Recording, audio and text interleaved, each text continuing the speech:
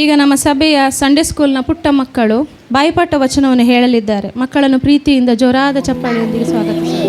ಮತ್ತಾಯ 5:13.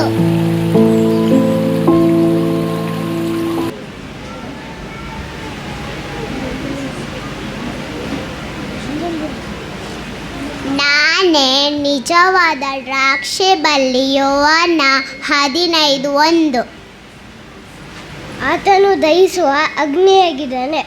12:23. ದೇವರು ಲೋಕದ ಮೇಲೆ ಎಷ್ಟೋ ಪ್ರೀತಿಯನ್ನಿಟ್ಟು ತನ್ನ ಒಬ್ಬನೇ ಮಗನನ್ನು ಕೊಟ್ಟನು. ಆತನನ್ನು ನಂಬುವ ಒಬ್ಬನಾದರೂ ನಾಶವಾಗದೆ ಎಲ್ಲರೂ ನಿತ್ಯ ಜೀವವನ್ನು ಪಡೆಯಬೇಕೆಂದು ಆತನನ್ನು ಕೊಟ್ಟನು. ಯೋಹಾನ 3:16. ಆಮೆನ್.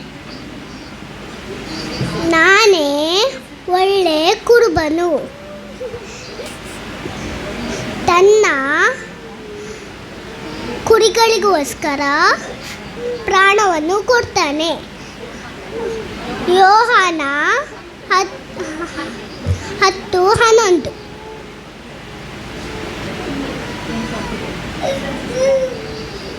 ಹಣದ ಆಸೆಯು ಸಕಲ ವಿಧವಾದ ಕೆಟ್ಟತನಕ್ಕೆ ಮೂಲ ಕಾರಣವಾಗಿದೆ.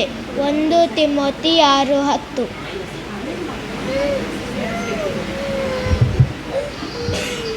ಈ ದಿನಗಳು ಕೆಟ್ಟವಾಗಿದೆ, ಆದುದರಿಂದ ಕಾಲವನ್ನು ಸುಮ್ಮನೆ ಕಳೆದುಕೊಂಡದೆ ಅದನ್ನು ಬೆಲೆಯಿಲ್ಲದೆಂದು ಉಪಯೋಗಿಸಿಕೊಳ್ಳಿದೆ. ಎಫೆಸ 5:16.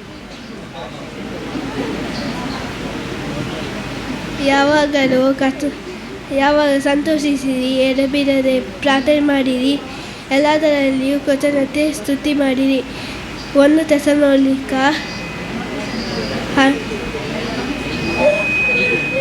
5:17-18.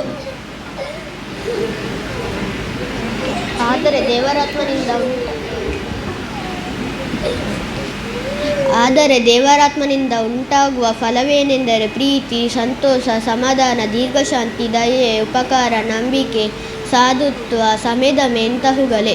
ಗಲಾತ್ಯ 5:22. ಆಮೆನ್.